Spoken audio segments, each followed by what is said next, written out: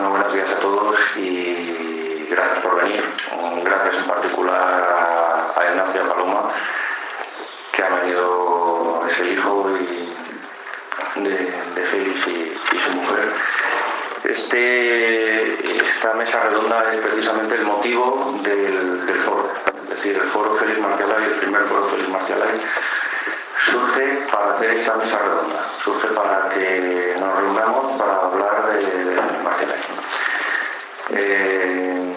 Después, pues bueno, hemos decidido plantear el acto con otra serie del foro, es decir, con otra serie de actividades que le dieran una mayor difusión, como así ha sido, ¿no? En el acto de ayer ha salido, según hemos podido ver, en 51 periódicos de internet.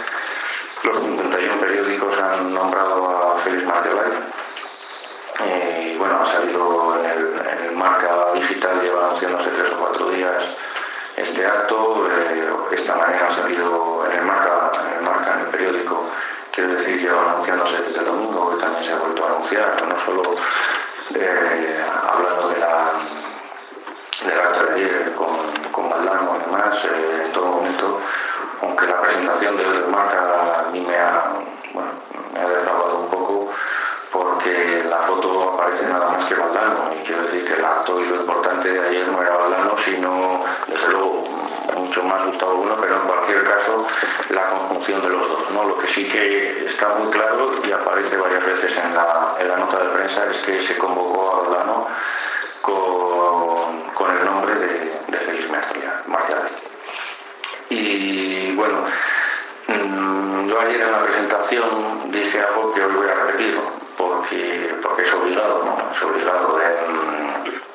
Félix en muchas ocasiones a mí me dijo que él quería traer a la universidad el fútbol, ¿no? Es decir, que él había ya conseguido que el cine entrara en la universidad, con su trayectoria larguísima previa, ¿no?, a que el cine entrara a la universidad a base de críticas de cine, fundar revistas de cine, organizar cineforos. Toda esa trayectoria iba encaminada a darle una importancia al cine que antes no tenía, ¿no? Y toda esta trayectoria de Félix terminó como profesor de historia del cine en la universidad, y desde luego que él no destacaba su papel como profesor de historia del cine, sino que lo que destacaba es que hubiera un profesor de historia del cine y que él hubiera colaborado a que esto fuera así, ¿no? Es decir, que continúe y que ahora sea lo más normal, absolutamente una cosa frecuentísima, completamente corriente, ¿no? Seguro que en esta universidad el profesor de historia del cine, ¿no? Pues bien, como decía ayer, Félix Marcialay ha conseguido que el fútbol esté en la universidad, porque desde luego que todo esto que hemos organizado no habría tenido ningún sentido si no es por Félix Marcialay, ¿no? Él es el que nos ha enseñado, bueno, pues multitud de cosas, y yo aquí voy a dar la palabra directamente, luego haré unas intervenciones, y desde luego es un acto en el que me gustaría especialmente que todos los presentes que lo deseen, pero que tomen la palabra, y que es lo que hemos venido, ¿no?, a hablar de don Félix. Entonces, pues por empezar por orden de izquierda a derecha, va a hablar primero Antonio Paloma. Hola. ¿Se oye, no? No. Toda la tecnología siempre pequeña. Pero bueno, yo quizás sea de los que hay aquí el que menos tiempo hace que conoce o que conocía a Félix, pero Víctor me decía el otro día que me iba a conceder 15 minutos para hablar de él, ¿no? Y me da vergüenza, porque 15 minutos para hablar de él es poco, ¿no? Incluso con el poco tiempo que yo hacía que lo conocía. Yo realmente en el tema de la historia del fútbol, pues llegué aterrizando casi sin darme cuenta, y yo le planteaba a él incluso: Félix, si yo vengo y me voy, si yo no me voy a quedar. Y él me decía: no, tú no te preocupes, que cuando la rueda gira, y una vez que estás dentro ya no hay forma de que salgas de ella, ¿no? 3 años después, pues todavía estoy dentro de ella, ¿no? Incluso esto le planteaba muchas veces: de verdad, yo quiero dejarlo, yo ya no quiero seguir con el tema de la historia y demás, pero acaba uno metido en este rollo. Yo creo que en 2 segundos, cuando yo lo conocí a él, en 2 segundos me di cuenta del tipo de persona que era. Él no me conocía a mí, evidentemente, tenía una trayectoria que para mí era inimaginable y que luego me fui dando cuenta de la proyección que él tenía, pero increíblemente desde el principio se mostró conmigo como si fuera uno más, como si me conocía desde siempre, y se prestó a ayudarme, se prestó a darme documentación, etc. Yo creo que nos podíamos poner a ponerle muchísimos adjetivos a Félix, ¿no? Una gran persona, un gran hombre. Él se reiría, ¿no? Porque lo que menos le ha gustado a él siempre ha sido que lo vanaglorien, que lo ensalcen. Pero si para mí hay una palabra que lo definiría, una simple palabra sería la de una persona íntegra. Hoy en día es muy difícil encontrar una persona que desde que tiene uso de razón hasta que por las circunstancias desaparece, se vista por los pies. Y Félix, para mí, ha sido una persona que, por los datos que yo he conocido, por el poco tiempo que yo pude tener contacto con él, se vistió por los pies siempre fue fiel a sus ideas, la defendió con coherencia y con saber estar, y yo creo que hoy en día hay muy pocas personas íntegras, todos nos podemos vender en cualquier momento ante cualquier cosa que nos pueda interesar más. Félix nunca se vendió y yo creo que siempre permaneció fiel a su postura, a lo que él pensaba, y sobre todo siempre una persona dispuesta a ayudar, ¿verdad? Dispuesta a estar ahí para que aquel nuevo que llegara a pedir información, él siempre estaba ahí para dar un dato, siempre estaba ahí para echarte una mano, siempre estaba ahí para reprenderte, porque una de las cosas que se puede ver fue un par de broncas que me echó. Digo, coño, una pena, ahora que me está echando. Pero no, después lo valora porque me dio un par de lecciones que ahí quedan y que bueno, siempre están ahí. La verdad es que yo no puedo decir más. Yo creo que faltaría el respeto a las personas que hay aquí, que estuvieron más tiempo con él y compartieron mucho más tiempo, muchas más horas, mucho más que yo, ¿no? Yo lo que puedo decir es esto y creo que decirlo, vuelvo a reiterar, decir que era una persona íntegra, creo que es algo muy grande que se puede decir sobre alguien. Yo me quedo con él y con las lecciones que me dio, que la verdad que para mí siempre estará en mi recuerdo. Paso la palabra a otro ponente. Sí, ahora voy a intervenir Vicente Martínez, que lo traigo. Bueno, yo tampoco conocí a Félix desde hace mucho tiempo, creo que fue en diciembre del 2001, pero yo ya lo conocía anteriormente por sus obras. Sé que había aparecido en unos vídeos que había retransmitido Televisión Española sobre el Campeonato del Mundo, pero sobre todo lo conocí a través de un libro que escribió con Bernardo de Salazar, Las grandes mentiras del fútbol español. Me acuerdo que vino mi hijo un día de Reyes y me dijo que había comprado ese libro y que me parecía una chorrada, ¿no? Pues le dije que no, que había encontrado un tesoro, y verdaderamente es que lo era un tesoro, porque yo a partir de ahí empecé a conocer tanto a Bernardo como a Félix. Y yo creo que para Félix fue una aparición, porque no esperaba que fuera de CIEFE hubiera también gente que se dedicara a esto del fútbol, a las estadísticas y a escribir libros. Y él me decía que yo siempre hacía como las cigüeñas que venían por Madrid, por San Blas, con un libro bajo el brazo, y que prácticamente era eso cada año. Y yo de eso lo conozco. Afortunadamente pude tener algunas tertulias con él cada vez que venía aquí a Madrid, que fueron varias veces, pero tampoco tuve un contacto continuo con él, era una cosa esporádica. Lo que sí que me di cuenta es que la primera idea que yo me había hecho de que eran dos escritores muy íntegros en lo que ellos era que aquello era diferente. Aquella chorrada que me dijo mi hijo, que no era tal, era desconocía el tema. Yo cuando empecé a leer aquel libro, que me lo devoré enseguida, porque vi que había una serie de detalles y una serie de cosas que eso los demás escritores de libros, periodistas o como se les quiera llamar, no hacían. La gente se dedicaba a escribir lo que gustaba al público, ensalzaba un club, metía ahí toda la quincalla que quería, pero eso ya vi que no era quincalla, que aquello era algo más. Y una de las primeras cosas que yo quise hacer cuando inicié mi proyecto de escribir la historia y estadística del fútbol español era ver si había algo similar. Y claro, me tenían que informar personas que estuvieran, sobre todo, vinculadas a la federación, vinculadas a escritores y todo esto. Me puse en contacto a través de un amigo con Bernardo del Salazar, y Bernardo del Salazar fue el que me presentó a Félix Martialay. Me recuerdo que era un día en la Federación Española. A partir de ahí, desde luego, iniciamos una sana, creo que fue una sana amistad de colaboración. Él me pedía cosas, porque ya digo que para él fui una aparición que no esperaba encontrar, porque verdaderamente no me había dado yo a conocer en este mundo del fútbol hasta entonces. Y sí que puedo decir de él que me prestó toda la ayuda que yo quise pedirle. Nunca me negó nada y nunca me ocultó nada.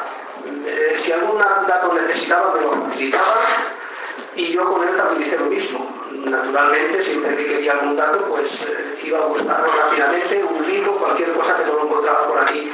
Tuvimos unos años de colaboración intensa, aunque corta, eso sí que es verdad. Y después, lo que sí que añoro mucho son esas tertulias que teníamos futbolísticas en las comidas, aquellas visitas a Madrid, que ahora ya no es lo mismo, porque noto a faltar que esté mi amigo Félix. Tengo que explicar más cosas. Pues lo que quieras. Sí, lo que más me sorprende de Félix es su capacidad intelectual y su capacidad de trabajo. ¿Cómo es posible que una persona que ya era mayor, que ya estaba de vuelta de muchas cosas, tuviera esa ilusión por meterse en el mundo del fútbol y de buscar tantos detalles del mundo futbolístico que ninguno era capaz de aventurarse a buscar? Eso me llamó también mucho la atención, y sus trabajos hasta última hora ha estado al pie del cañón haciendo esta obra que todavía no se ha publicado, que es lo del fútbol en la guerra, que debería de ser interesante, y a mí incluso me dio para corregir algunas cosas, para que me mirase si podía complementar algún dato. Pobre de mí, ¿qué iba a decirme yo a él si él de eso sabía mucho más que yo? Primera, porque lo había vivido, y segunda, porque la había investigado más. Mi formación era más superficial, pero desde luego ha sido una obra que se ha quedado inconclusa y que me gustaría que saliera a la luz. Vale. No tengo nada más que decir. Vale, si te parece, vamos a dar la palabra a José del Olmo, presidente del CIEFE. Hola, muchas gracias por estar todos aquí, porque creo que la personalidad de Félix Martialay se merece un acto de esta complejidad, porque era una persona bastante compleja, en el sentido que en una misma vida pues a lo mejor reunió 3 o 4. Yo voy a limitarme, aparte de subrayar todo lo que han comentado mis compañeros. Me encanta lo de persona íntegra, porque es quizá uno de los calificativos más apropiados. La disponibilidad, como comentaba Vicente, que Félix siempre tuvo con todo el que se acercó a él. Voy a destacar también pues, su aspecto profesional como investigador. A Félix, de los que estamos aquí, quizá el que más tiempo lo llegó a conocer fui yo. Lo conocí en el año 88. Desde entonces se puede decir que si el CIEFE es algo y tiene una importancia, se lo debemos a Félix, no cabe duda. Encontré en Félix en esos momentos a una persona inquieta, con una capacidad de trabajo impresionante, pero a la vez con una capacidad de evolución en su método de trabajo que distaba muchísimo de todos los que en aquella época se consideraban, vamos a decir, maestros de la historia del fútbol. Porque historiadores de fútbol, todos los que manejan bibliografías, ha habido muchos más. Desde que el fútbol existe ya empieza el primero que trata de evaluar qué equipo fue antes, qué reglamento cómo ha evolucionado. Félix, desde un principio, concebió una obra magna que era la historia de la selección española. Pero ya su concepción era tan amplia que si hubiese estado en el debate anterior sobre cómo hay que estudiar el fútbol, nos hubiese sobrepasado a todos. Porque claro que hubiese hablado de la polémica por culpa de la política, pero también hubiese hablado de la elección de un jugador u otro. Félix también se planteaba por qué la Petra jugó la final del 64 y no jugó Genta. ¿Qué trascendencia pudo haber en esa alineación? Y efectivamente, mientras él en un principio mantuvo una forma de trabajo parecida a los de su primera etapa, se supo desmarcar. En los años 80, cuando se empiezan a fomentar las asociaciones de estadísticos y de historiadores de fútbol por toda Europa, no deja de ser, detrás de todas estas asociaciones, respaldar una idea, el estudio científico. Y científico significa utilizar metodologías aplicables a otras disciplinas humanísticas, como puede ser la historia. Los historiadores de fútbol hasta entonces eran poco más o menos que grandes seguidores de fútbol, que no tenían problemas en alterar algunos datos, bien por desconocimiento o bien por interés. Completaban las historias a base de arrimar, por decirlo así, la versión que daban a sus propios intereses y gustos. Todas las historias de todos los equipos que hay por ahí publicadas de esa época son partidistas. Es más, casi todas están pues impulsadas por el propio club. Difícilmente podríamos encontrar las páginas negras. Félix sí que encontraba esas páginas negras por su integridad, porque él no traicionaba lo que había investigado y tenía que saber exponerlo.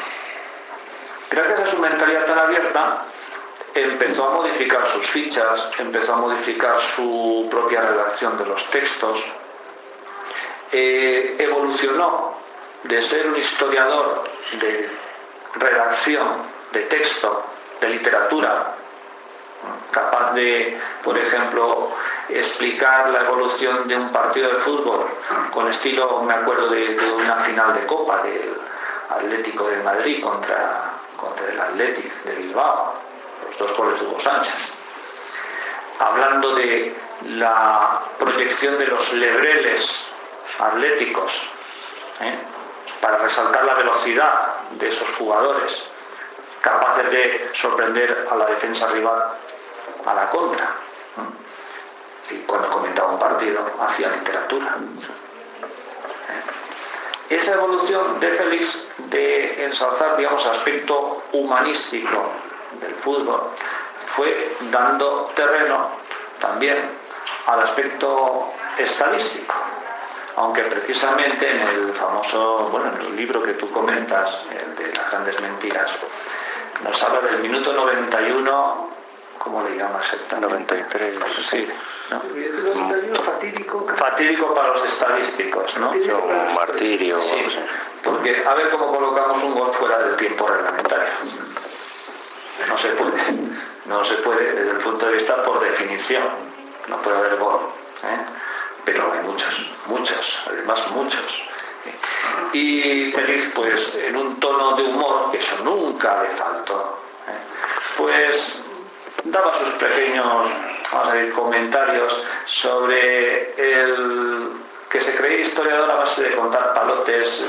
Cada gol ponemos una rayita, luego contamos y podemos decir, pues Messi, 34 goles, qué grande es. Y uno dice, bueno, el fútbol se mide de otra manera también. Messi no es grande porque ha metido 34 goles. O sí. Y ese o sí es el que Félix supo interpretar y añadir. A partir de ahí, él supo, porque su capacidad de trabajo era tan impresionante, compaginar su magna obra, esa que comentaba de la selección española, con los intereses de una sociedad o asociación, en este caso de historiadores, tan dispares como vamos a reunir las alineaciones de primera división, que entonces nadie las tenía, o vamos a juntar todos los resultados de tercera división, que tampoco nadie los tenía. Y Félix seguía trabajando su libro y nos daba todo. Estaba ahí. Y lo actualizaba. Era tremendo. De hecho, si la tecnología le permitió mejorar su archivo, él se embarcó en esa tecnología, se puso a escanear las fotos, se puso a pasar sus textos al ordenador, se puso, incluso tenía un informático pendiente para que le aclarase cualquier duda. Muy lejos de los tradicionales planteamientos que son respetables, pero desde luego son inmovilistas. No, yo solo leo libros en papel. Yo si no lo toco, pues Félix era tan tradicional como el que más y a la vez tan innovador como los que más jóvenes. El papel bien, pero yo tengo que trabajar y el papel me estorba. Y ese era Félix. Los sistemas, digamos, más actualizados, las propuestas que la IFFHS, como sabéis, Félix también formó parte del organismo, marcaban una necesidad de documentación que hasta entonces el fútbol español carecía. Hizo que mismo Félix reactualizara todo su archivo. Entonces, ya su etapa final, viendo que se había conseguido prácticamente los objetivos más importantes, decidió abrir el tema que quizá él llevaba en el corazón, que quizá en el fondo le exigía salir, y fue la obra sobre el fútbol en la guerra civil, motivado posiblemente por la evolución de nuestra propia sociedad, posiblemente, porque al hilo de lo que antes en la anterior conferencia, charla, se habló, la sociedad cuando habla de memoria histórica, que nos puso nuestro compañero, en primer lugar enlazaba términos que se oponen, o al menos ligaba un sintagma paradójico. Si memoria es una vivencia personal e historia es un análisis objetivo de los hechos, se contradice.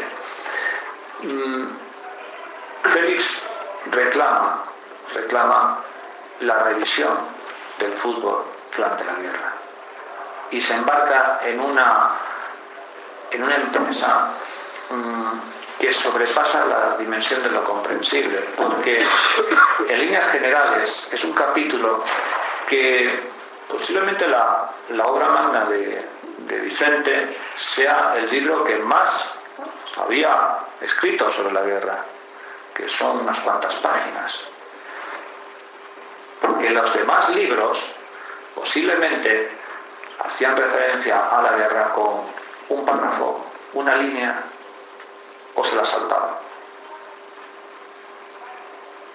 10 tomos concibió Félix sobre ese ejercicio. Y posiblemente detrás de toda esa necesidad de transmisión estuviese una de las cuestiones personales propias, y es que puede que Félix tuviese enemigos, puede, no se los merecía. Pero a Félix se le encontraba, sobre todo, Félix lo que no toleraba era la incompetencia y la falsedad. Posiblemente porque él tenía confianza en sí mismo. Él aceptaba el error, aceptaba el fallo, pero la manipulación, la falsedad, la incompetencia, como he dicho antes, no. Y eso es lo que le llevó, pues, a veces a tener alguna bronca, alguna, pues, en fin, algún momento de estar enfadado, y ahí estábamos todos un poco, y a mí me ha tocado vivirlo con él, para decir: Félix, no te sulfures, Félix, tranquilo, no pasa nada, nosotros seguimos investigando. Que este señor tenga mayor repercusión en estos momentos, no pasa nada. Entonces, una de sus persecuciones y uno de los objetivos del famoso libro de las mentiras del fútbol español es desmantelar aquellos errores que, enunciados de una manera reiterada, acaban convirtiéndose en verdad. Por eso escribe el libro.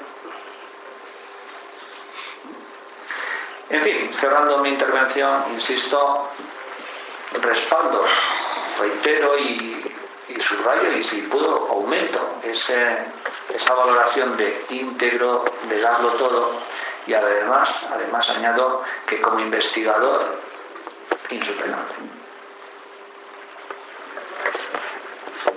Bueno, gracias, José. Antes de dar la palabra al público, un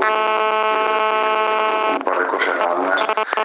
Empiezo por decir que he sido incapaz de preparar nada de mi intervención directamente. Voy a utilizar algunas de las cosas que habéis dicho para abundar en ellas y ya está.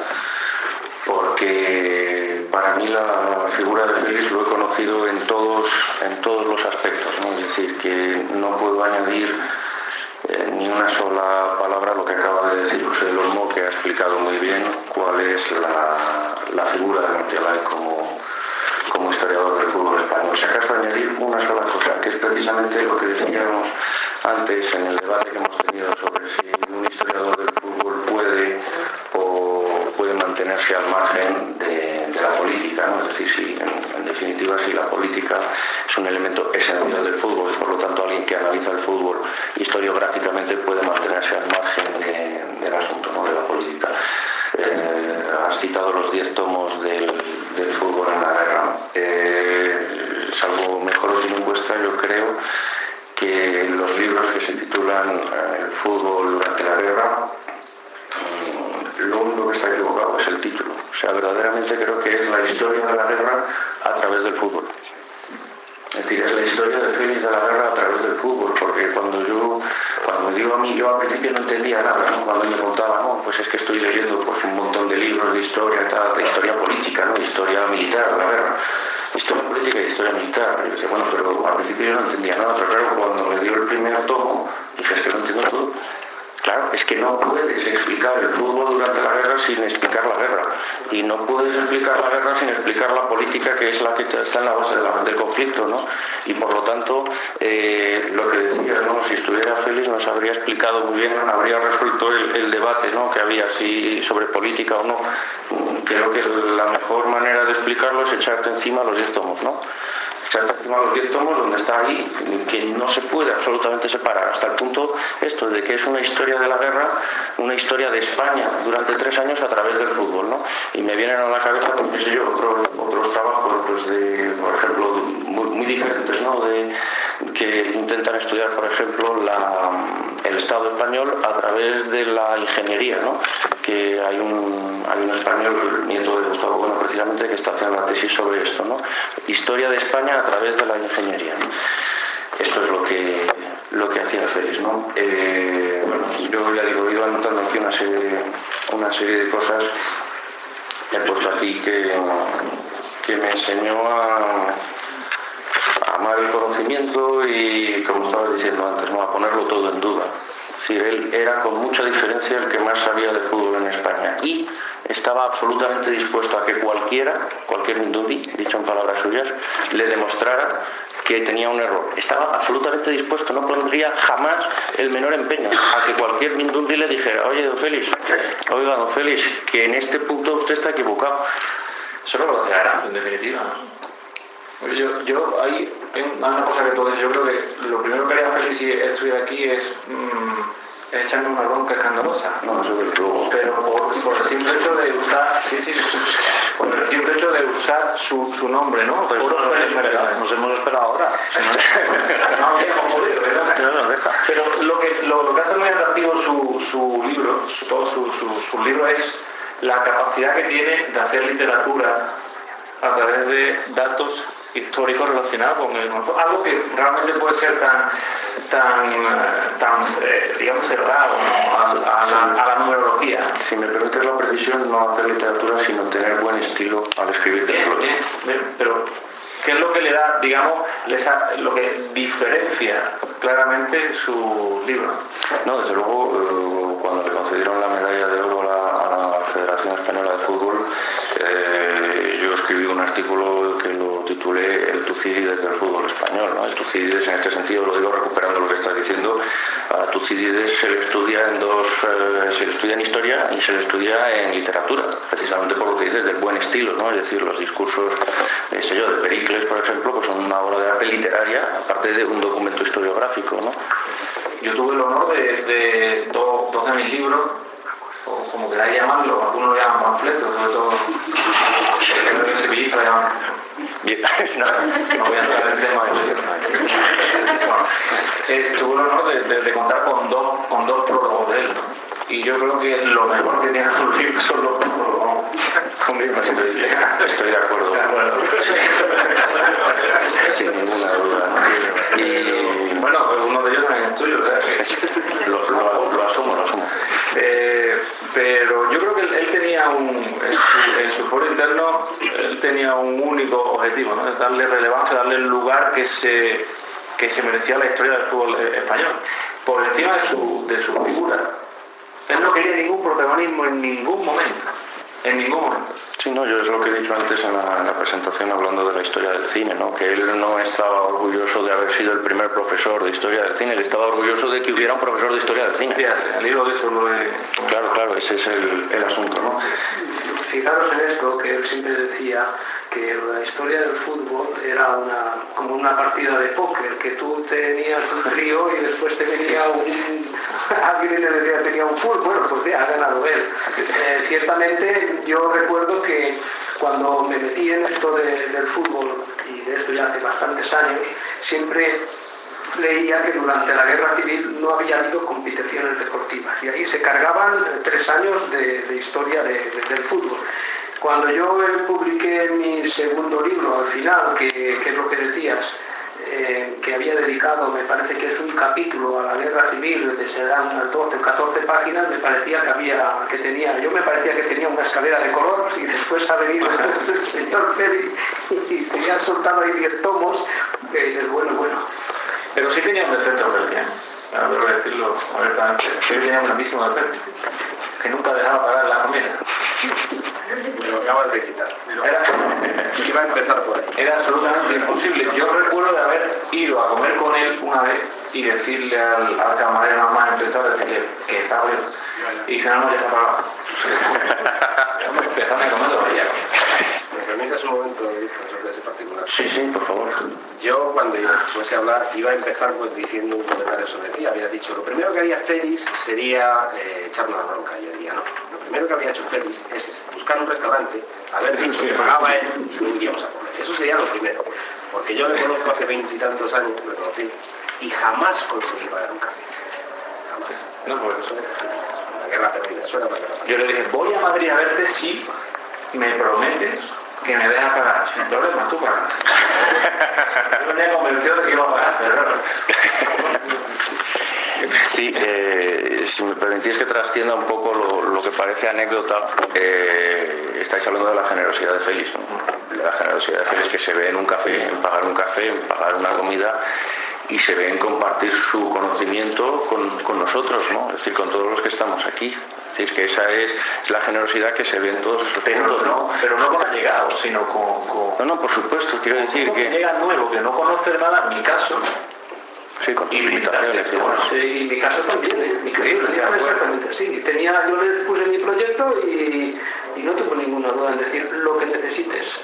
Y a partir de ahí fue un pedir continuo. Claro, al final se acostumbró a que yo pedía y después yo también te voy a pedir. Pero creo que hay mucha gente que dice lo que necesites y después queriendo decir no es lo que necesites, no es nada. Pero él lo decía con el corazón, lo que necesites, vale.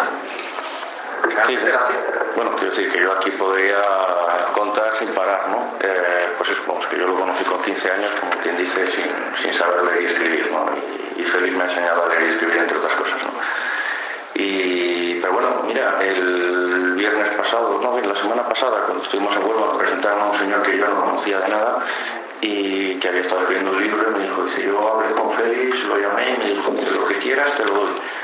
Y era un desconocido que llamó al teléfono. Quiero decir que igual que había hecho yo, lo hacía, cualquiera tenía acceso a la generosidad de Félix, ¿no? A la generosidad de Félix. Y bueno, me vais a permitir nada más que apunte una última cosa antes de daros, ¿no? Ya que lo he apuntado aquí, que otra de las cosas que me ha sabido transmitir ha sido, con mucho énfasis, ha sido el amor a España, el patriotismo, que vivía diariamente, ¿no? Un patriotismo absolutamente razonado, apasionado, porque por supuesto apasionado no tiene por qué estar ajeno a la razón, que es decir, una cosa es subjetiva y otra cosa es objetiva, es decir, uno puede defender con absoluta pasión que la Tierra da vueltas, ¿no? Y que además no solo sobre sí misma, sino alrededor del Sol, y dice, coño, es apasionado, hombre, porque es así. Es decir, que el problema de que sea apasionado en mi defensa o no es absolutamente secundario, es una cuestión subjetiva, lo importante es, da vueltas o no, vamos a defender esto.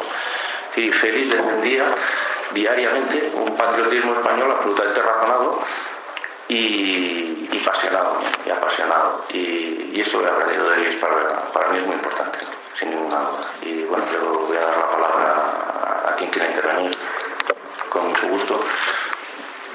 Por favor.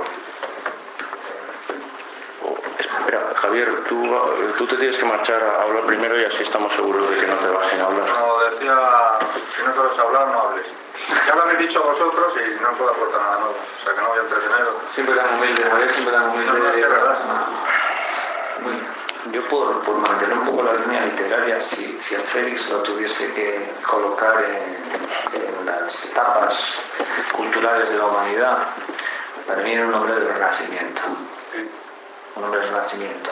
Es decir, disciplina, profesionalidad y en los temas humanos, pasión. Era pues, un castazo. Y precisamente hablando de esto que hablaba del patriotismo, ¿no? Y del patriotismo razonado, pues luego me viene a la cabeza el libro de Gustavo Bueno, de España no es un mito, y luego alguno más de algún discípulo suyo, ¿no? Despensa apasionada, razones para el patriotismo español o algo así, ¿no? Y hablaba yo con Félix sobre esto, sobre Bueno, precisamente, ¿no? Cuando a raíz de la entrevista que yo le hice y tal, le pregunté, bueno, ¿y usted qué opina, no? Y recuerdo muy bien, os digo literalmente, ¿no? Dijo, que mira, es bueno, por lo que yo lo conozco, he leído y demás, Gustavo Bueno es rojo. Dice, pero no le he visto mentir una sola vez. Dice, por lo tanto, perfecto.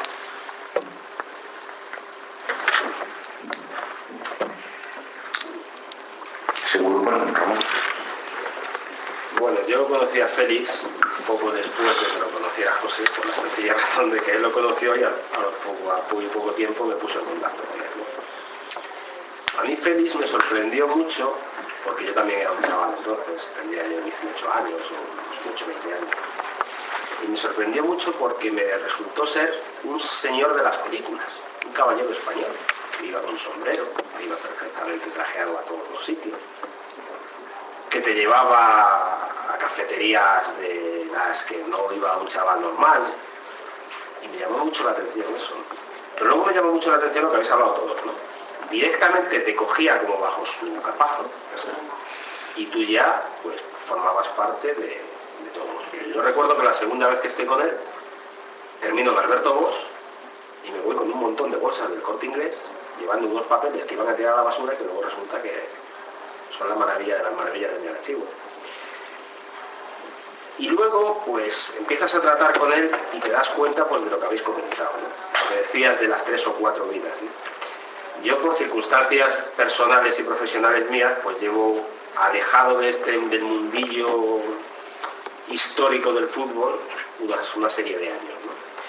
Y yo mismo siempre me he autoconvencido de que es que no doy para más. Trabajo en 3 sitios, tengo una familia, tengo que coger el coche todos los días mucho, no tengo tiempo, ¿no? Incluido los fines de semana.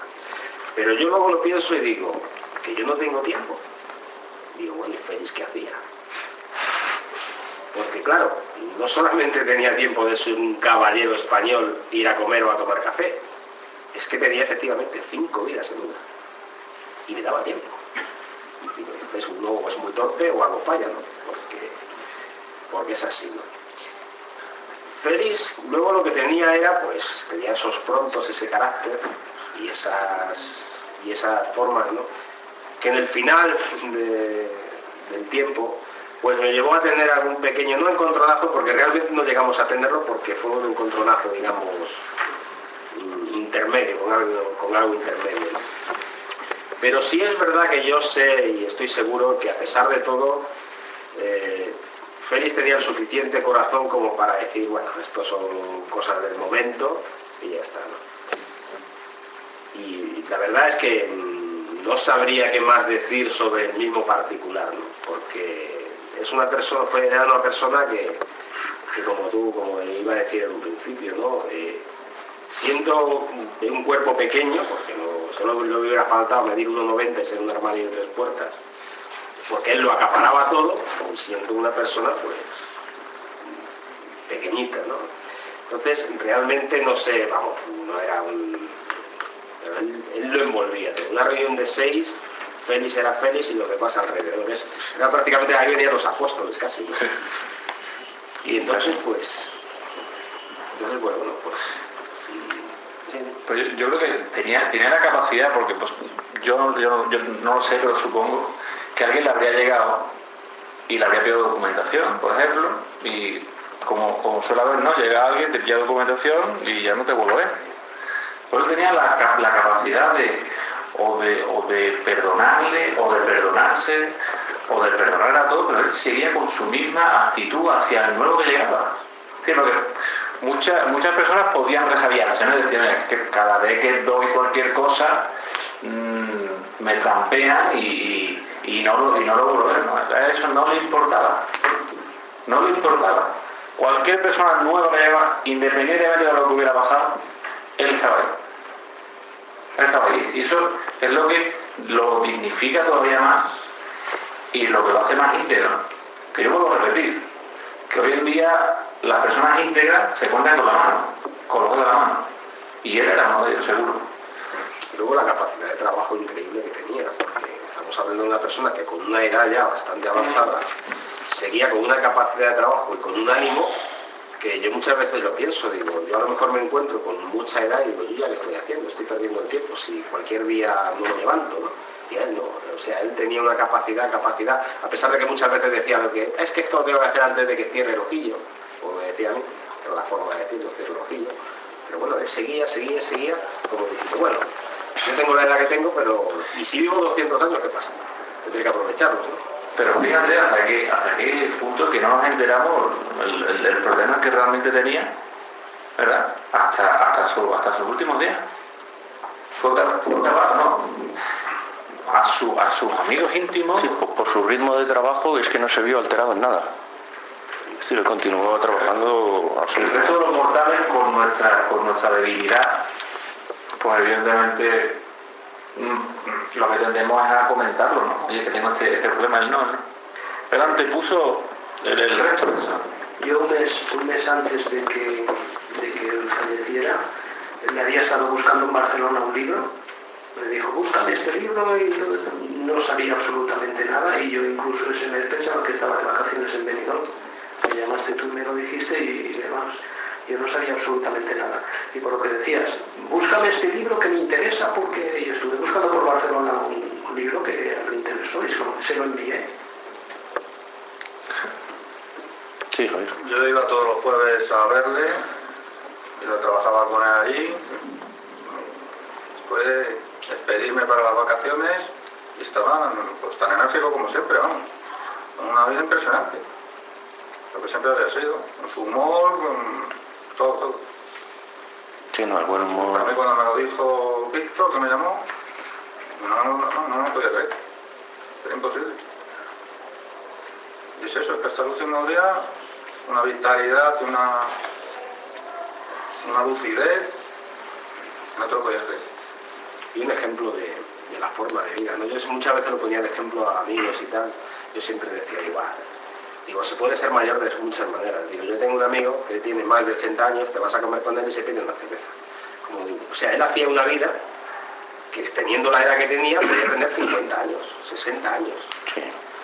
Entonces era, digo, es la envidia de la forma de vivir, quitando la envidia de las 5 vidas en una, que realmente nunca llegaré a entender cómo lo consiguió hacer, ¿no? Porque claro, tú ves su currículum y, vamos, eso no es un currículum, eso son varios tomos. Y que mucha parte de su obra de fútbol está absolutamente inédita, es decir, que de la historia de la selección española, del magno proyecto que decía Del Olmo, precisamente los 10 tomos del fútbol durante la guerra es un capítulo, como él lo llamaba, de la historia del fútbol en España, de la historia de la selección española de fútbol, ¿no? Pero yo tengo temporadas que él escribía, él iba escribiendo una temporada a temporada con intención de actualizar la obra que le pidieron en el año 68, ¿no? Y hay temporadas de 800 folios, una temporada. Y volviendo a lo de antes, en 800 folios no se habla solo ni de técnicas ni de tácticas, sino que hay constantemente, claro, como no puede ser de otra manera, la política. La política, porque si no, los cuadros resultados son lo que son. Es decir, eso está lleno de política y me vienen ejemplos constantemente a la cabeza, ¿no? Incluso me viene la idea, yo no lo he leído todo, ¿no? Pero sí me recuerdo muy bien ahora una nota a pie de página hablando de que era Amnistía Internacional. Y no sé por qué, a cuento de qué venía, pero evidentemente venía a cuento de algo, que no era a cuento de la alineación ni del Barcelona, ni de la Real Sociedad, ni de un cuadro de resultados. Es decir, era a cuento de otra cosa, de otra núcleo, envoltura, cuerpo, no lo sé, pero estaba claro que Félix lo entendía, que él no podía hacer una historia de la selección española sin hablar, en ese momento concreto, de Amnistía Internacional. Que cualquier personaje que apareciese en su libro tenía que tener su biografía al pie. O sea, es que te lo explicaba todo. Sí. Todo. En el libro de Amberes hay una serie de personajes que prácticamente cuesta, Dios le ayuda a encontrar biografías que tienen. De Paco Bru, por ejemplo, pone pelos y señales de todo. Es un trabajo. Y digo de Paco Bru porque yo ahora he tenido que hacer un trabajo para una editorial catalana, una biografía de Paco Bru, coger el libro y decir, esto y esto. Copiar y pegar. Y porque no estaba feliz, si no me hubiera dado original en Word y no lo hubiera tenido ni que picar. Te habría dado el original modificado con lo que hubiera aprendido de Paco Bru en los últimos años. Sí, posiblemente, sí, por supuesto. Seguro. ¿Alguien más? Yo quisiera, además de lo que estamos diciendo, añadir a una forma de ser feliz, porque quizá detrás de todo lo que estamos diciendo es que hay una persona muy inteligente, muy por encima de lo normal, y por tanto sabía valorar y sabía entender. En su necrológica en El País, fue muy desafortunado al comienzo, lo citaban como el hombre que peleó para impedir el estreno de Suspiros de España, una película. No era esta No era las canciones para una guerra. Canciones para una guerra, perdón. Yo es que de cine sí que pincho. Bien, Canciones para una guerra. Y viene al hilo porque si peleó para que esa película no saliese adelante, era por mentirosa, incompetente, liante, por los principios iniciales. Con Félix tenía un encuentro, vamos a decir, bianual. Normalmente nos veíamos siempre en vacaciones, cuando venía a Benidorm, y era sagrado. Cuando mantuvo el coche nos veíamos en el punto intermedio, Gandía, que está justo entre Valencia y Benidorm, en el punto medio. Y después pues ya iba a verlo a Benidorm. Y esa cita empezaba a las 12 de la mañana y me levantaba a las 6 de la tarde de la mesa, después de haber estado hablando, como decía él, del Mequinenza Tarazona y toda la trascendencia de ese partido. Evidentemente hablábamos de todo. Y he de decir que ideológicamente, se lo he dicho muchas veces a Félix, que no pensaba igual que él. Soy periférico. Los periféricos entendemos el fenómeno de España de otra manera, porque convivimos con otros que también lo piensan de otra manera, ¿verdad? Y jamás tuve una discusión con Félix. Jamás. Porque Félix era muy respetuoso con las demás ideas. Era muy respetuoso. Alguno pensará que no. Pues insisto. También esa necrológica del País ponía que todos los que trabajaron con él tenían un alto concepto como persona. Y eso es la verdad. Porque en el fondo no es cuestión de tener unos principios o definirse por una ideología política, sino precisamente por entregarse como una amistad sincera. Y yo con Félix, insisto, nunca tuvimos un tema enfrentado, nunca, porque era una persona muy abierta. Y no me estoy contradiciendo. Sí, y abundando lo que dices, él era muy respetuoso con todas las ideas. Lo que no toleraba, como decías antes, es la mentira. Es decir, oiga, yo respeto su idea, pero no me mienta usted porque entonces era por usted. No, por supuesto. No respetaba nada. Claro, no. Es decir, por supuesto que no lo respeto, vamos, o sea, lo desprecio y voy a hacer todo lo posible por demostrar que usted, si es un error, amablemente explicárselo. Y como usted esté mintiendo, era por usted, a machacarle. Sí. Que es lo que hay que hacer, claro, cuando un tío miente es lo que necesariamente hay que hacer, ¿no? Y en cuanto a lo del respeto y su capacidad de aceptar y asumir otras concepciones y otras ideas, hablando precisamente pues del fútbol en la guerra, hablaba un día yo con él, ¿no? Y me decía, dice, es que me da mucha rabia que no haya una historia de la guerra española, de la última guerra civil, que sea rigurosa, pero que esté escrita por un rojo. Es decir, que no mienta y que sin embargo interprete los hechos desde su punto de vista. Dice, es que me gustaría esa historia para poder enriquecer mi texto, para poder decir, esto es lo que dice, qué sé yo, Martínez Bande o de la Cierva o Pío Moa, esto es igual de riguroso en los datos y en la información, lo que dice, qué sé yo, pues eso, un imaginado historiador comunista riguroso, y ahí está, ¿no? Y él echaba de menos eso, ¿no? Es decir, desde luego, claro, la historia que me venía a la cabeza de Boloten, que es, pues él está continuamente citada, ¿no? Continuamente citada en sus libros, ¿no? Y Boloten es más de unas posiciones muy diferentes, ¿no? Pero claro, ¿por qué no va a estar ahí citada? Si es rigurosa. Y digo, ¿cómo interpreta usted los hechos? Ay, a mí qué más me da. Yo quiero los hechos. Están. ¿Hay más intervenciones? Bueno, tenemos un rato, deberíamos hacer más intervenciones. Había una anécdota tuya que tú comentaste esta mañana. Enciéndete el micro. Sí. Había una anécdota, como digo, hoy por la mañana hablando con él, de unos tomos que tú sacaste de la historia de la selección española.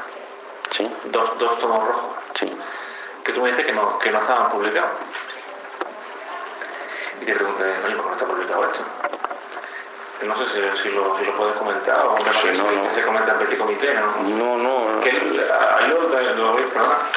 Luego lo que pone de lo que estamos hablando, ¿no? Que es hasta dónde llega su compromiso con las personas que él llega a conocer y con las que él valora, hasta el punto de no publicar algo en lo que ha invertido, lo que habría invertido con toda seguridad muchísimo tiempo. Sí, hablo de 1000 libros. Pero bueno, rápidamente la historia es la siguiente. Él había escrito en el Alcázar varios artículos artículos de historia de la selección española, estoy hablando del año 67 más o menos. Había escrito varios artículos de historia de la selección española y había un editor que se llamaba Uriarte, Fermín Uriarte, que se puso en contacto con él porque quería hacer una historia de la selección española de fútbol y precisamente había pensado en Félix ya que le había visto estos artículos en el Alcázar, ¿no?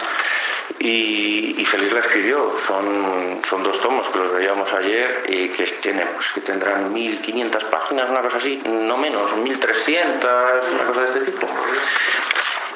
Y justo cuando estaba terminando de corregir las pruebas, la editorial para la que trabajaba Fermín Uriarte, que era el que había encargado personalmente a Félix esta obra, echó a Fermín Uriarte. Y no recuerdo si lo echaron o fue asumida por otra editorial. El caso es que los nuevos continuaban como es natural con el proyecto y Félix dijo que no, que ese proyecto era de Fermín Uriarte y que si Fermín Uriarte se iba con todos sus proyectos y que su historia de 1300 páginas escritas y eso con las pruebas hechas, pues que se quedaban, ¿no? Y yo tengo las pruebas, creo que había 2 ejemplares de las pruebas y como íbamos, yo no tengo el libro terminado, creo, porque está hasta donde estaban las pruebas, ¿no? Y faltarán, pues que si yo ya estaba con la selección universitaria, excuso decir, ¿no?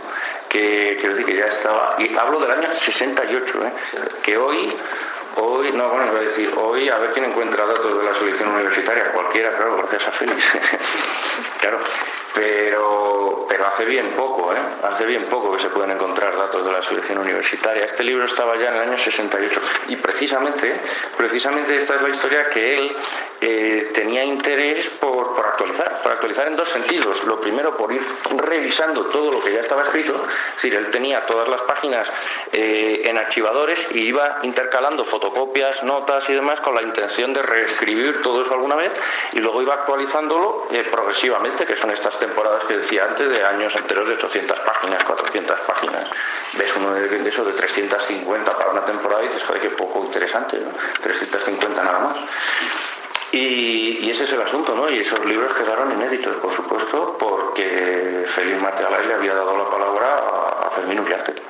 Por supuesto, la palabra, el contrato, el acuerdo era con Fermín Uriarte y si Fermín Uriarte se va, por supuesto Félix Matealay se marcha. Con él no hacía falta firmar nada. No, por supuesto. Ahora hay mucha gente que dice, no, con mi palabra, por ahora solo lo voy a poner en duda, pero cuando Félix decía, te doy mi palabra, es que Félix no decía eso. Es que ¿qué va a decir eso? Eso es una cosa vulgar de un tío que no.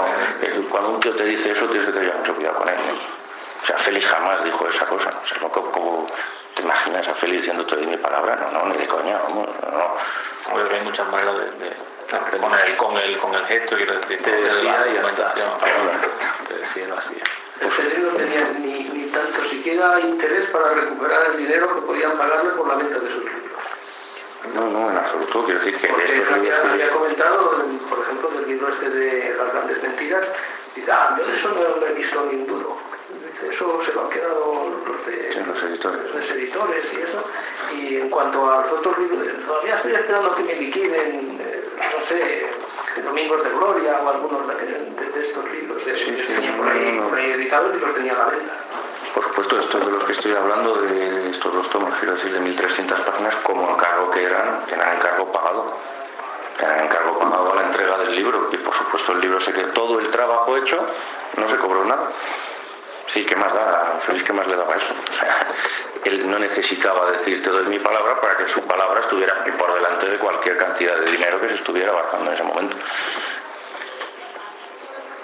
Lo que sí, volviendo a buscar defectos, ¿verdad? Félix tenía uno tremendo. Tenía una voz muy fuerte, cuando... Sí, bueno, eso cuando se enfadaba. Todos lo hemos visto enfadar. Cuando... ¿Puedes escribir algo sobre esto? 100 folios. 200 folios.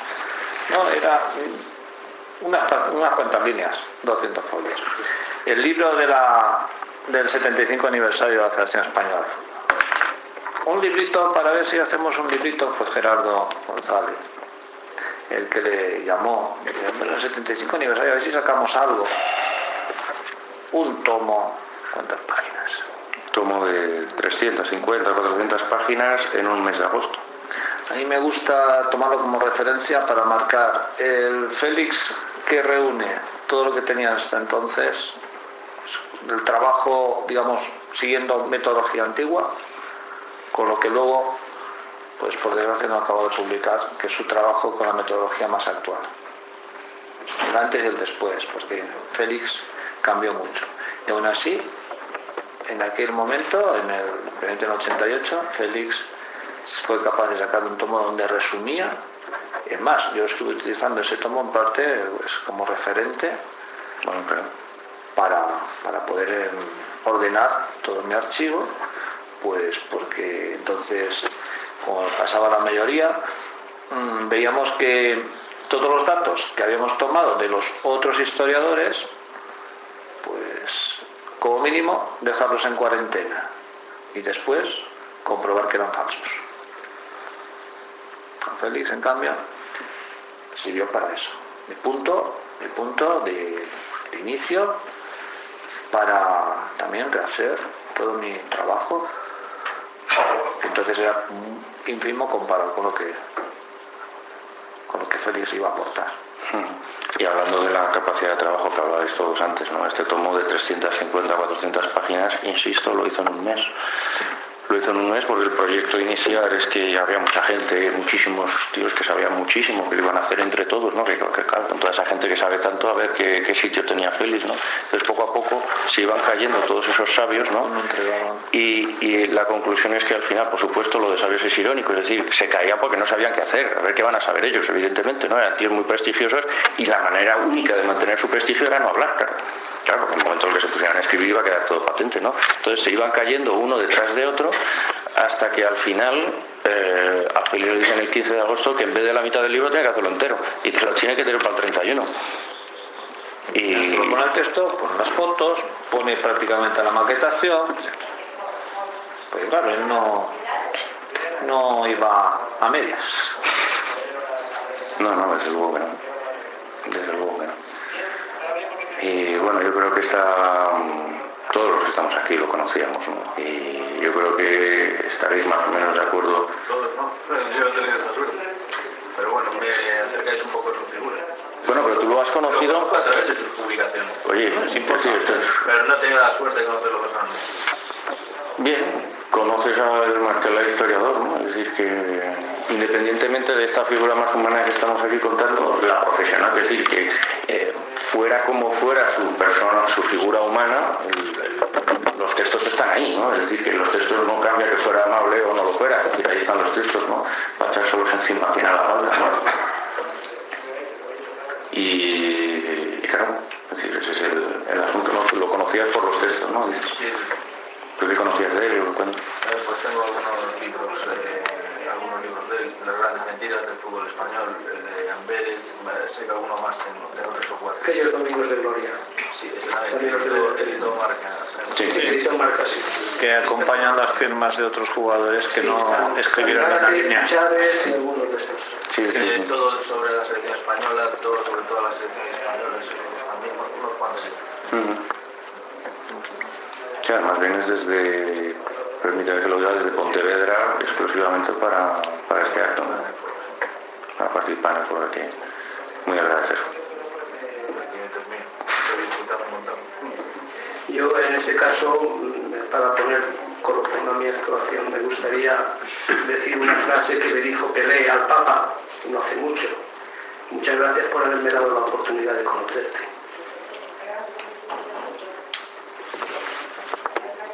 Bien, no sé si hay alguien más que quiera intervenir. Sí, por favor. Quería preguntar, ¿cómo veía él el fútbol actual? O sea, ¿si le preocupaba o era más bien cosas históricas? Bueno, con Félix, él era un seguidor del fútbol del día, era impresionante. Bueno, ¿para qué te voy a decir? Hasta del cine del día. Me acuerdo que una de las películas que comenté últimas con él fue El Caballero Oscuro, Batman, que me dijo que era fabulosa, su mentalidad era abierta, y me alegré porque para mí también El Caballero Oscuro era una película fabulosa. Pero vamos, quiero decirte que de los jugadores actuales, y por decir una cosa, sí que me llama la atención con años de anticipación, hablando de Xavi, del Barça. Ya me decía, cada vez me gusta más este chico cómo juega, cada vez me gusta más cómo se coloca, cómo dirige el balón. Y entonces el Barça era el Barça que no ganaba nada. Y Xavi iba a la selección, pero no era el imprescindible. Y en efecto, acertó. También me llama la atención el día que Raúl pues debutó en el Madrid. Si se acuerdan, fue contra el Zaragoza y falló 3 o 4 goles, o 5, falló todo el chaval. Entonces, como yo hablaba bastante con Félix, oye Félix, ¿y este Raúl? Un fenómeno, porque a Félix le gustaba también ir a ver al Castilla. Y yo, vale, si me lo dices, le haré sitio. Y claro que le tuve que hacer sitio entre la lista de los mejores, ¿no? Sí, él veía el fútbol y lo entendía. No quita que hiciese referencias a los Regueiro, que para él las galopadas de Luis Regueiro eran impresionantes en Chamartín. Bueno, que a lo mejor Michel, que ahora está de entrenador en Getafe, pudiese haberle recordado de vez en cuando alguna carrera de Regueiro. Pero él entendía el fútbol actual tanto desde el punto de vista táctico como incluso mediático. Sí, pero no tenía problemas. Incluso él, me viene a la cabeza ahora, que es una pregunta que se insistió ayer bastante, además ha salido en la prensa reflejado, lo de la intervención de medios técnicos, ¿no? Fue recién muerto, quiero decir, habló del año 77 o por ahí, cuando Félix tiene los primeros artículos hablando de que hay que introducir la técnica, la tecnología en el fútbol para evitar los errores y demás, ¿no? Que es una cosa discutible. Él estaba convencido, es decir, que es una cosa que se puede discutir o no, pero que hace 35 años prácticamente hubiera alguien que dijera, oye, por lo menos hay que hablar de esto, ¿eh? Es decir, que el Marca ahora está descubriéndolo prácticamente, ¿no? Y hablaba a diario, y ayer se sacó a Valdano hablando, se preguntó incluso a Bueno, y yo me acuerdo, y lo tengo muy presente, y en algún momento me gustaría reproducir el artículo, ¿no? Con la fecha, 1977, y creo que era el 77, pero vamos, si no, antes de 1980 desde luego. Y una cuestión en la que insistió mucho, es decir, que en varios artículos pues ya te digo, del año 77, 78 ya estaba él diciendo que hay que introducir la tecnología, ¿no? Es decir, que él era muy amante del progreso, es decir, él era absolutamente, estaba encantado, es decir, que hacía cualquier cosa por progresar, lo que estábamos hablando antes, del progreso desde luego que se puede entender, ¿no? Ya le diré una palabra, me refiero, lo que decías, ¿no? Él escribía a máquina, en uno de los prólogos tiene como su evolución, ¿no? De estos últimos libros que comentabas, tú tienes su evolución de cómo pasaba de escribir a mano, cómo pasó a la máquina de escribir, luego va dando un paseo por todos sus ordenadores y sistemas procesadores de textos, ¿no? Desde el WordPerfect al Word y demás, se lo va contando porque no había un solo salto que él dejara de hacer. Quiero decir que Félix Martial utilizaba el ordenador muchísimo mejor que, vamos, iba a decir que mi padre, desde luego, con 30 o 40 años menos, ¿no? Sí, porque mi padre dice, oye, es que esto ya me pilla tal. A Martial, ¿qué más le da? Es decir, era lo último, pues él tenía que enterarse, ¿no? Es decir, él tenía que enterarse y estar metido en lo último, es que no podía quedarse atrás, ¿no? Y lo destaco precisamente porque por sus posiciones políticas pueden resultar contradictorios, ¿no? Porque claro, es contradictorio a quien no entiende nada, a quien no entiende qué es el progreso, a quien no entiende, claro, el progresismo, la idea de progreso tiene que tener unos parámetros en los que puedas establecer ese progreso. Sí, progreso en velocidad, por ejemplo, oye, pues mira, el AVE, el tren de alta velocidad ha supuesto un progreso frente a otros trenes que iban más lentos. Ese progreso a Félix le interesaba muchísimo y él estaba siempre ahí. Por eso, medios técnicos, él empieza a oír hablar hace 35 años de medios técnicos. Oye, esto hay que hablarlo, ¿eh?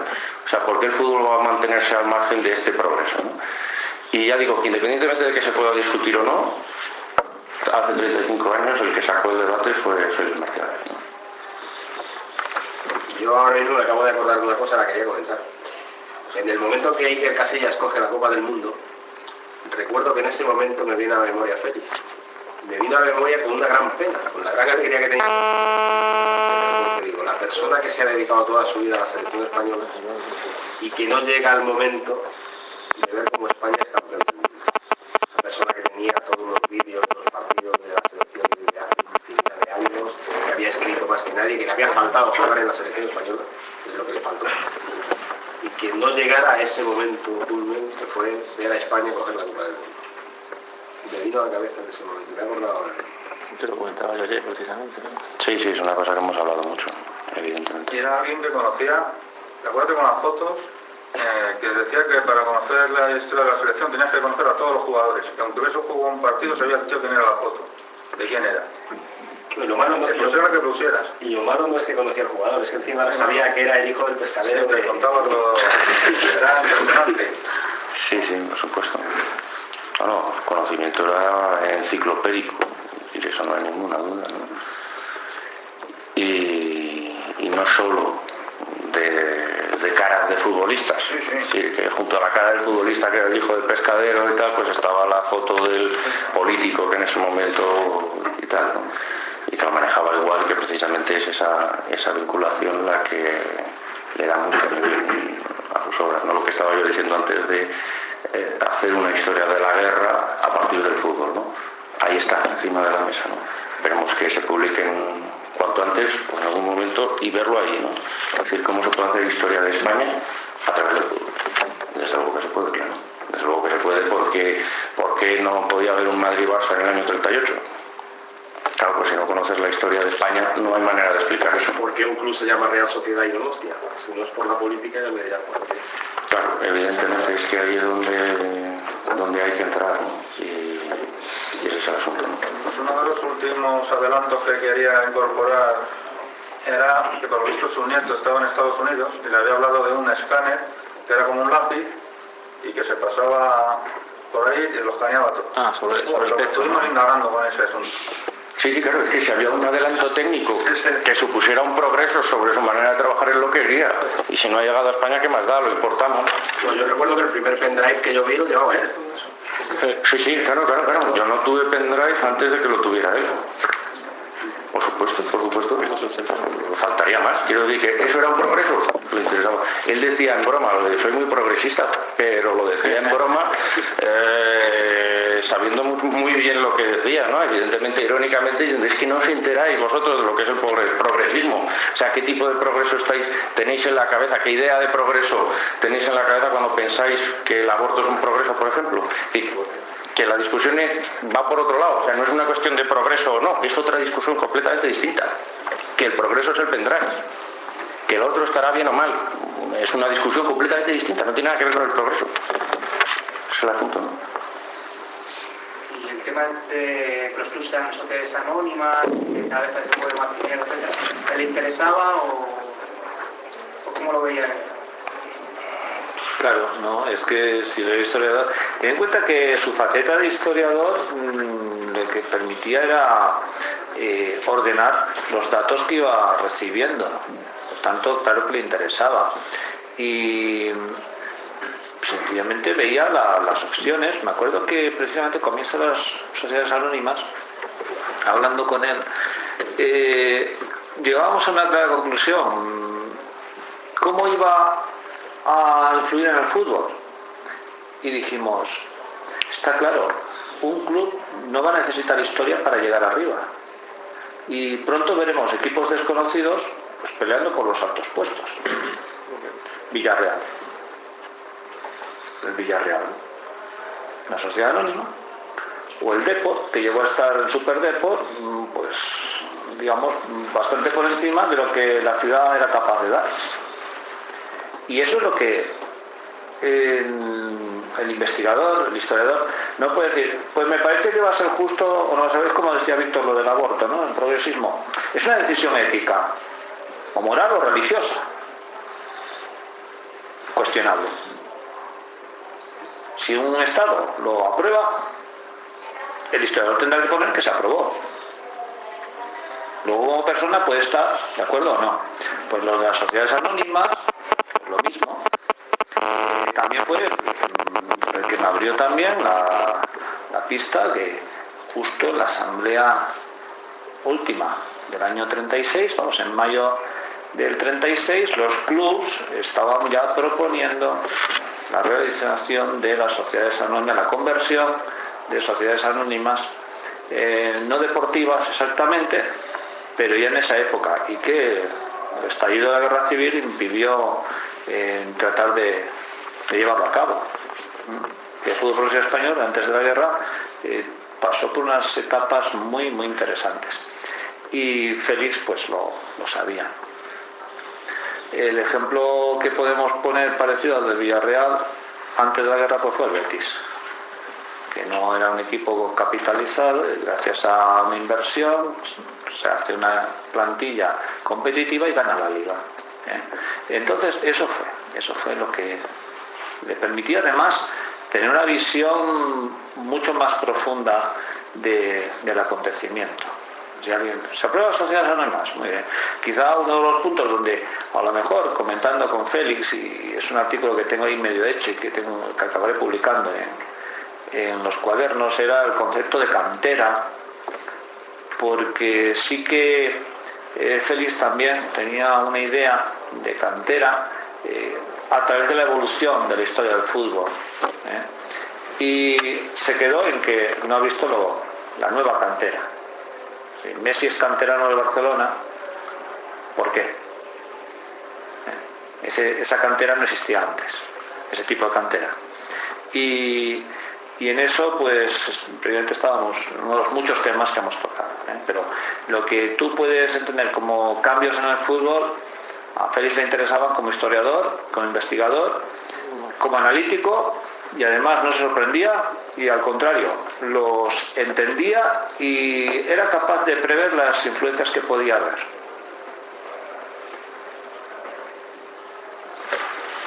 Muy bien, pues si nadie más quiere intervenir, son las 2 de la tarde, es la hora prevista.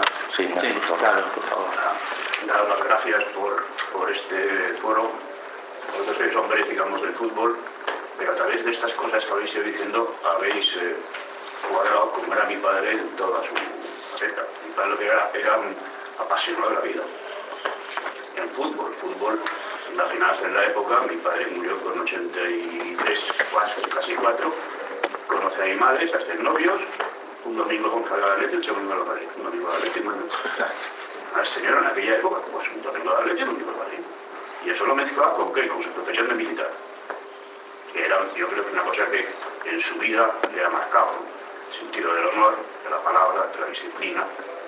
Y como militar os puedo contar que yo hice IMEX, las milicias universitarias,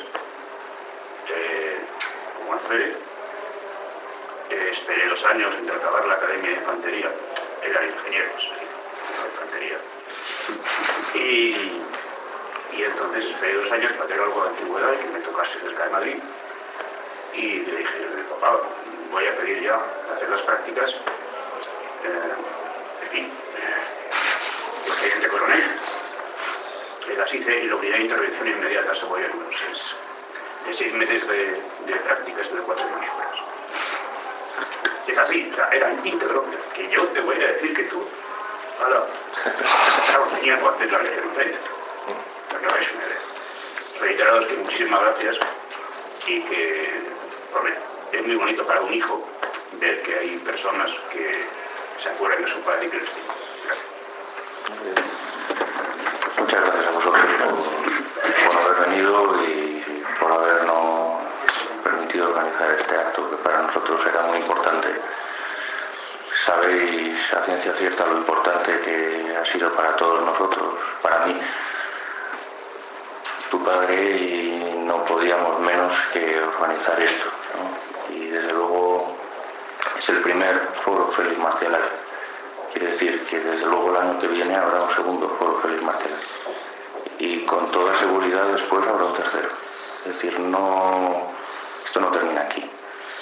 Es decir, lo decía al principio, ¿no? Félix Marcial ha conseguido que el fútbol llegue a la universidad y de aquí no lo vamos a sacar. Y de aquí no vamos a quitar el nombre de Félix Marcial porque él es el que ha traído el fútbol a la universidad y es importante que la gente lo sepa y que la gente se entere de quién ha sido Félix Marcial. Muchas gracias.